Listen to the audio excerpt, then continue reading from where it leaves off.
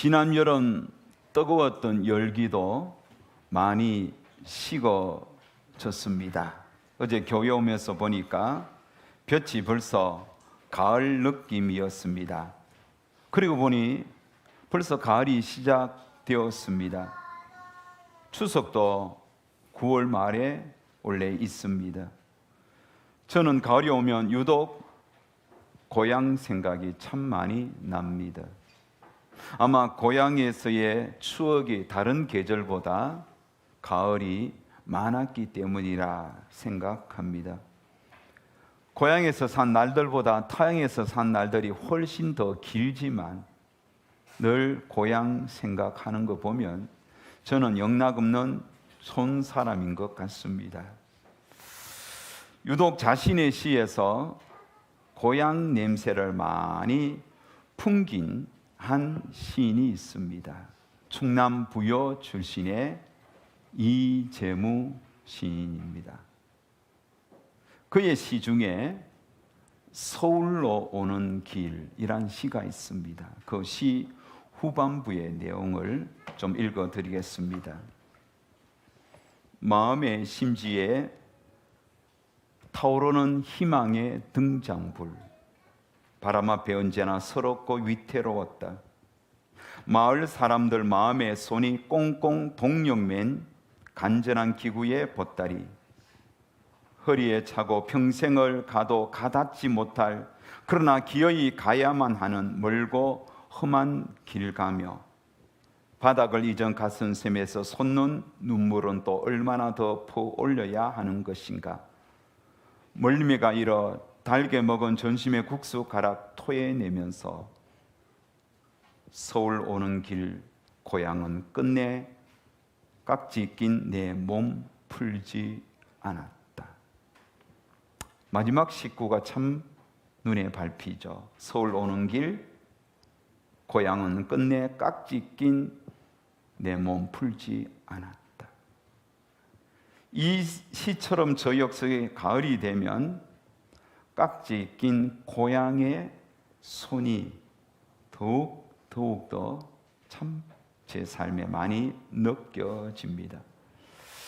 1934년 김능인 작사, 손목인 작곡, 고복수가 불렀던 노래 타향살이라는 옛날 노래가 있습니다. 지지직거리는 LP판에서 구슬픈 노래가락이 들리는 것 같습니다. 가사의 내용이 보면 이렇습니다. 타향살이 몇 해든가 손꼽아 헤어보니 고향 떠난 10여 년의 청춘만 늙어 부평 같은 내 신세가 혼자도 기막혀서 창문 열고 바라보니 하늘은 졌죠. 고향 앞에 버드나무 올봄도 푸르름한 호들길을 꺾어 불던 그때의 옛날, 타향이라 정이 들면 내 고향 되는 것을 가도 그만 와도 그만 언제나 타향, 고향을 그리워하는 그런 노래이지요. 오늘 본문에서 기구한 운명을 가진 한 여인의 눈물을 봅니다. 그렇게 울고 울었구만 여전히 눈물이 메마르지 않는 것은 그녀의 삶이 그만큼 아팠다는 증거이지요. 그녀의 이름은 나옴입니다. 이름의 뜻은 joy, 기쁨이란 뜻입니다. 하지만 운명의 장난처럼 그의 삶에는 모든 기쁨이 다 사라져 버렸습니다. 대신 마라, 괴로움으로 뻥 뚫린 가슴에 참으로 시린 고통만 남아 있습니다. 나오미는 10여 년 전에 베들레헴에서 살았습니다. 베들레헴은 하나님이 주신 약속의 땅 가나안 중앙부에 위치한 고을입니다. 어쩌면 하나님이 주께서 주신 약속의 땅의 특징을 가장 잘 보여주는 고을이 베들레헴일 것입니다. 왜냐하면 베들레헴 이름의 뜻이 그것을 내포하고 있기 때문입니다. 여러분, 베들레헴의 뜻이 뭐죠? 떡집이라는 뜻입니다. 떡집은 항상 떡 냄새가 나지요. 떡집 문을 열면 떡이 익어가는 그 모습, 또 익어가는 모습 속에서 보이는 모락모락 김소리, 이런 것들이 떡집의 풍경이지요.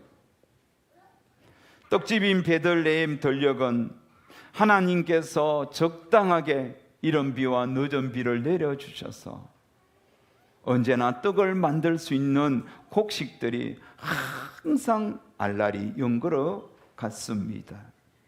언제든지 그 곡식을 가지고 떡을 만들 수 있는 풍요로운 곳이 베들레헴 고을입니다. 오래전에 모세는 가나안 입성을 앞둔 출애굽 2세들에게 분명하게 말씀했습니다. 신명기 11장 11절에서 15절에 보면 너희가 건너가서 차지할 땅은 산과 골짜기가 있어서 하늘에서 내리는 비를 흡수하는 땅이요 내 하나님 여호와께서 돌보아 주시는 땅이라. 연초부터 연말까지 내 하나님 여호와의 눈이 항상 그 위에 있느니라. 내가 오늘 너희에게 명하는 내 명령을 너희가 만일 청종하고 너희의 하나님 여호와를 사랑하여 마음을 다하고 뜻을 다하여 섬기면 여호와께서 너희의 땅에 이른 비 늦은 비를 적당한 때에 내리시리니 너희가 곡식과 포도주와 기름을 얻을 것이요 또 가축을 위하여 들에 풀이 나게 하시리니 내가 먹고 배부를 것이라. 그렇습니다. 여러분, 베들레헴은 그 들녘에, 베들레헴의 들녘의 풍요로움은 베들레헴에 사는 사람들의 수고로움, 땀 흘림에 있지 않습니다. 오직 하나님의 명령에 청정하고 마음을 다하고 뜻을 다하여 하나님을 사랑하기만 하면 그들은 베들레헴 그 들녘은 언제나 풍요로울 것입니다. 말씀하신 대로 포도주와 기름진 것들이 끊어지지 않는 곳이 베들레헴 들녘입니다.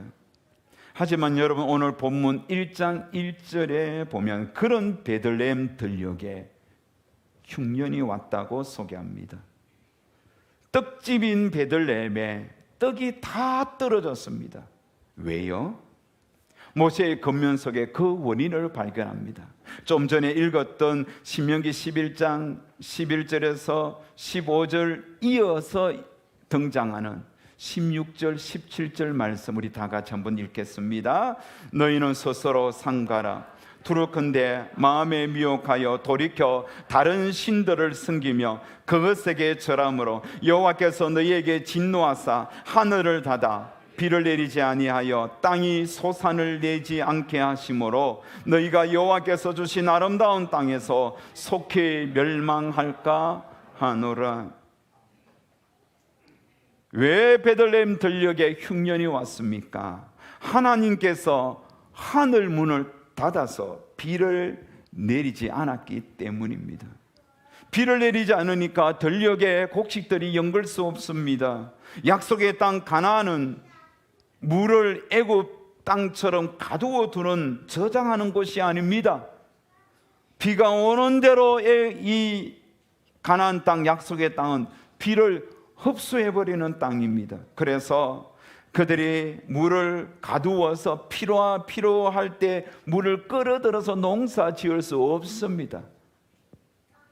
오직 하늘에서 때에 맞게 비가 내려서 적당하게 이른 비, 늦은 비를 내려주어서 이른 비가 내려서 싹을 틔우고 늦은 비가 내려서 곡식을 마지막에 연걸기 전에 충분한 수분을 주면서 그렇게 추수해야만 하는 곳이 가나안 땅입니다.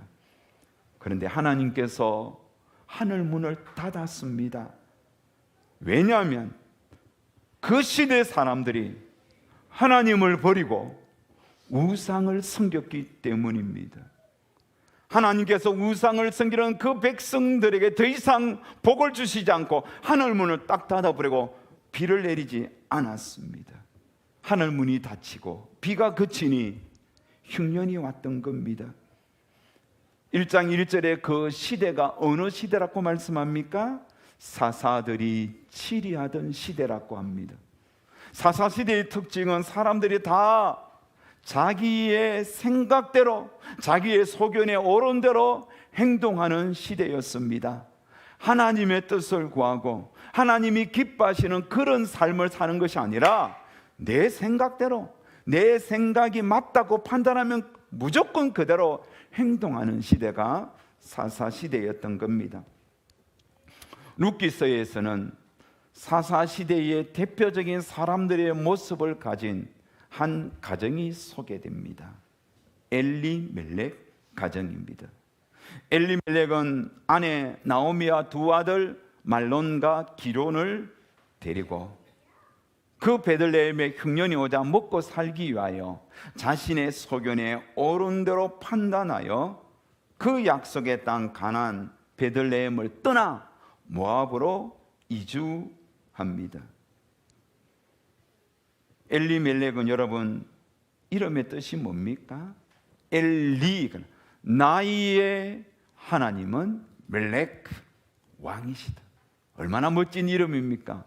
왕이신 나의 하나님, 내가 주를 높이고, 이 찬양이 엘리멜렉입니다.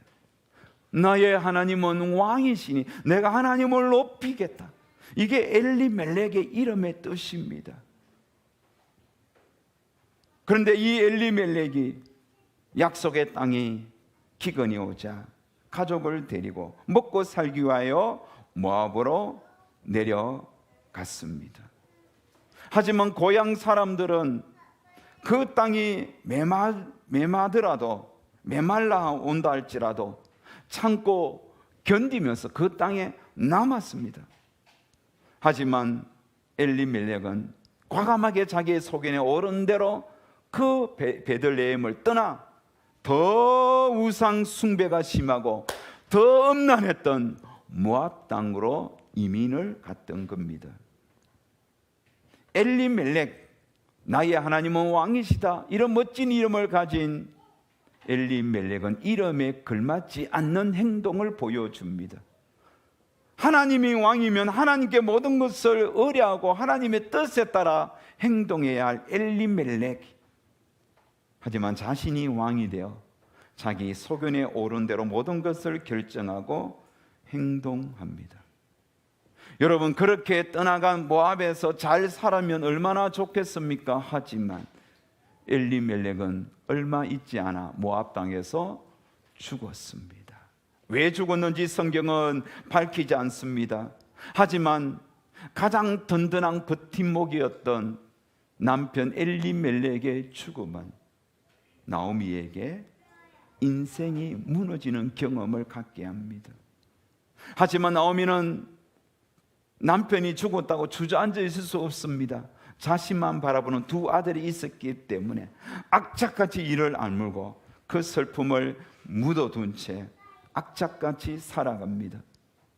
두 아들도 어머니 나오미를 보면서 힘을 내어 잘 자랐습니다. 때가 되어 그들이 청년이 되었고 그 모압 땅에서 아내를 구해서 결혼을 했습니다.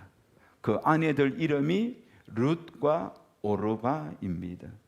룻과 오르바는 시어머니에게 정말 효성을 다합니다. 참 인간성이 고루 잘 갖춘 여인들입니다.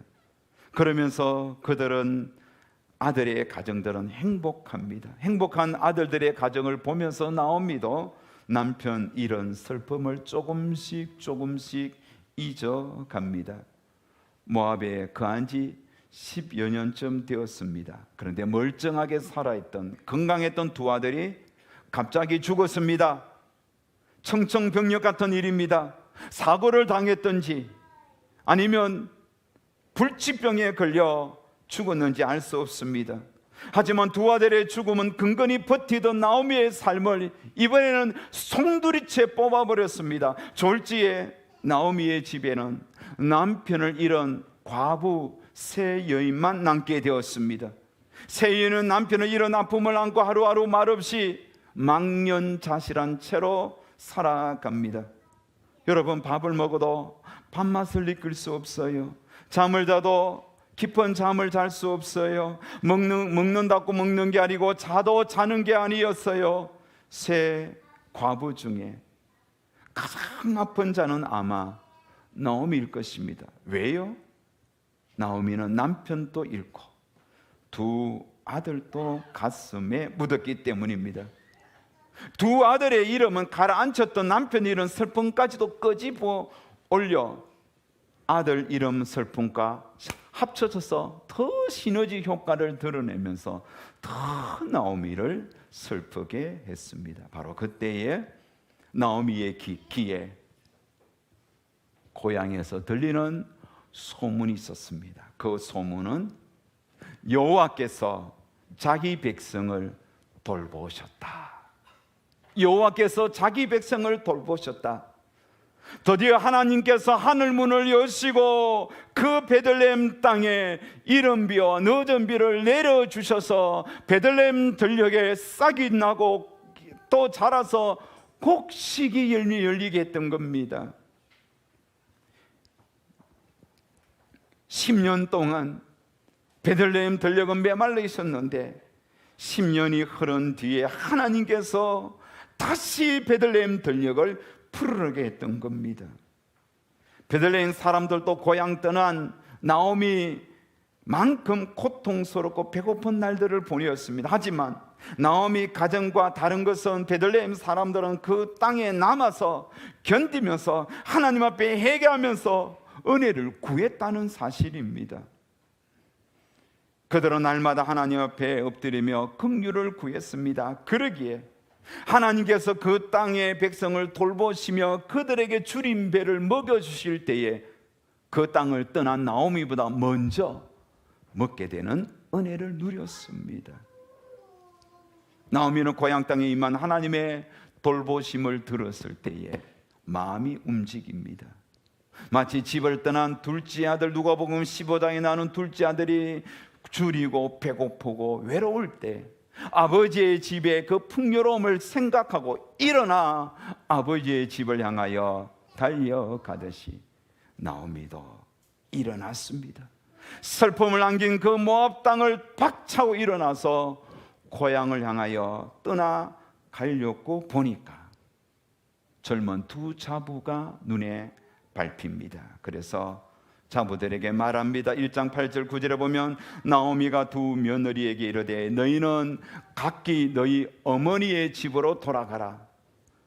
너희가 죽은 자들과 나를 선대한 것 같이 여호와께서 너희를 선대하시기를 원하며 여호와께서 너희에게 허락하사 각기 남편의 집에서 위로를 받게 하시기를 원하노라. 하지만 두 자부는 어머니 나오미의 그 속 깊은 제안을 거절합니다.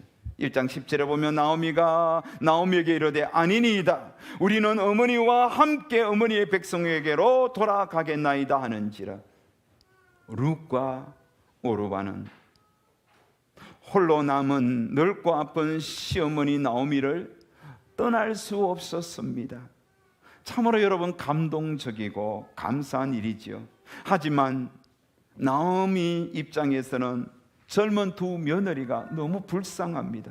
아직 젊기에 고향으로 돌아가서 새롭게 결혼하면 새 출발할 수 있는 나이입니다. 그래서 나오미는 두 자부에게 당시 이스라엘과 고대 근동에서 이루어졌던 계대 결혼법, 다른 말로 수혼법, 형사취수제라는 이 제도를 언급하면서 이렇게 말합니다. 여러분, 계대 결혼법이 뭔지 아세요? 계대 결혼법은 형이 자손 없이 죽으면 동생이 형수에게 들어가 형의 아들을 낳아 형의 가문을 이어주는 법입니다. 나오미는 자신이 이미 늙었고 설사 아들을 낳아도 그 아들이 자랄 때까지 너희들이 기다릴 수 없으니 돌아가라고 간곡하게 부탁합니다. 1장 13절 내 딸들아 그렇지 아니하니라. 여호와의 손이 나를 치셨으므로 나는 너희로 말미암아 더욱 마음이 아프도다. 그러자 오르바는 울면서 시어머니 나오미에게 입을 맞추고 고향으로 떠납니다. 하지만 룻은 떠나지 않습니다.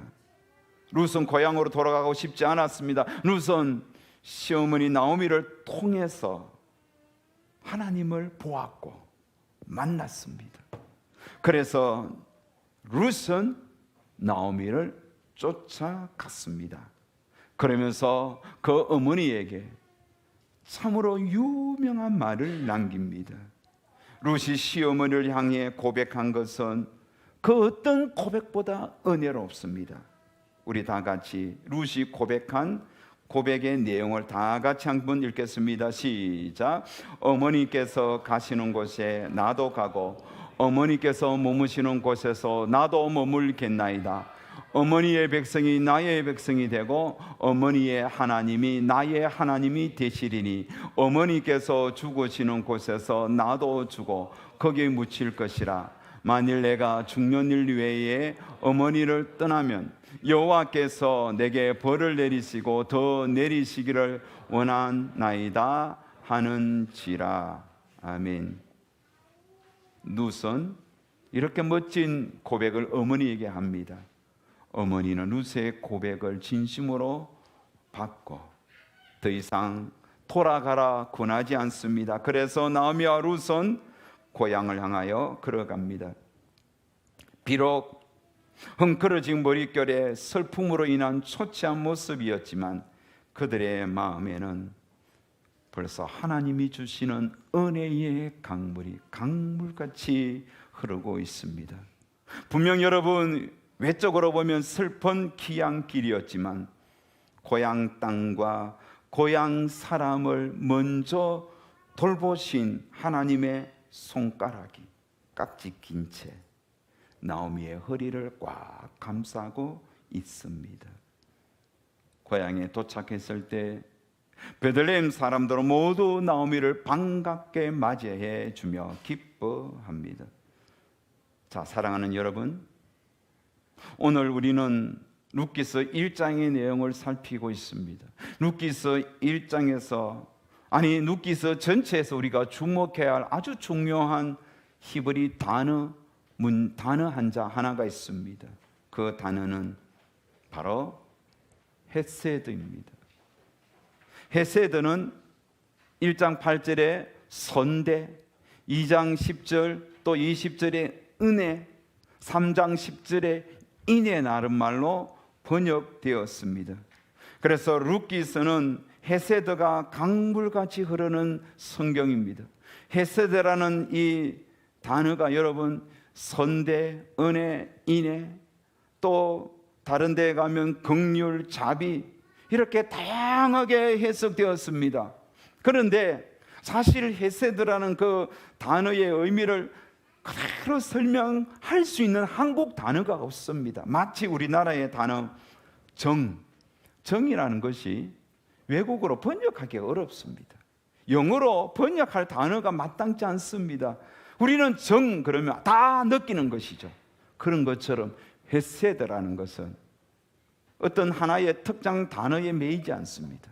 때로는 은혜, 인애, 자비, 긍휼, 선대 다 포함됩니다. 여러분, 헤세드는 관계 속에서 이루어지는 단어입니다. 특별히 어려움에 처한 사람을 그냥 못 본 채 하는 것이 아니라 자신이 할 수 있는 최선의 섬김을 자발적으로 누가 하라고 해서 하는 게 아니라 자기가 할 수 있는 최선의 섬김을 자발적으로 베푸는 것이 바로 헤세드입니다. 그렇다고 볼 때 룻기서 1장에는 두 가지 종류의 헤세드가 등장합니다. 첫 번째, 나오미가 두 자부에게 베푼 헤세드입니다. 젊어서 남편을 잃은 두 자부가 너무 불쌍합니다. 그래서 고향으로 돌아가서 새로운 가정을 이루고 새 출발하라고 나오미는 그 두 자부에게 권합니다. 여기서 나오미가 두 자부를 향한 권면 속에 무엇이 있습니까? 권면하는 그 모습이 바로 그 두 자부를 생각하는 거예요. 어려움에 처한 그 두 자부를 향한 긍휼한 마음과 선대가 있는 거죠. 은혜 베품이 있는 거예요. 인애가 있는 거예요. 나오미는 사랑하는 가족을 잃고 살 소망마저 끊어진 고통의 여인입니다. 하지만 지금까지 자신 곁에서 자신들도 동일하게 남편 잃은 아픔을 가졌지만 시어머니인 자신을 위하여 아낌없이 섬기는 그들을 보면서 불쌍한 마음을 갖습니다. 그래서 고향으로 돌아가라라고 말하는 그 나오미의 마음 자세가, 나오미의 그 말이 바로 긍휼입니다. 그게 바로 헤세드입니다. 사람 냄새가 풍기지 않습니까? 고향으로 돌아가는 나오미의 그 겉면 속에 인간미가 느껴지잖아요. 정겹고 감동적이잖아요. 연민의 정이 묻어나잖아요. 자신도 아프지만 타인의 아픔을 돌아보는 그 나오미의 모습 속에서 하나님의 백성의 삶이 보입니다. 그게 헤세드예요. 두 번째로 룻이 보인 헤세드입니다. 룻은 동서 오르바처럼 고향으로 돌아가도 됩니다. 하지만 룻은 홀로 남은 늙은 시어머니를 혼자 보낼 수 없었습니다.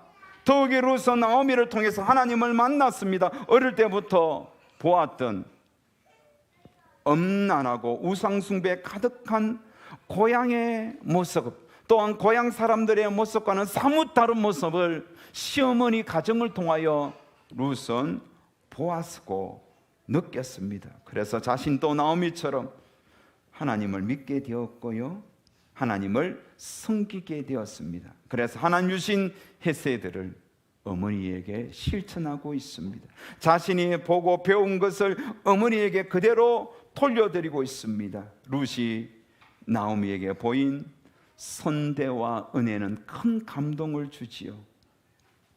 어머니의 하나님이 나의 하나님이요, 어머니의 백성이 나의 백성이고, 어머님이 가는 곳에 나도 가고 어머니가 죽는 곳에 나도 죽겠다는 이 멋진 룻의 고백은 헤세드 그 자체인 것입니다.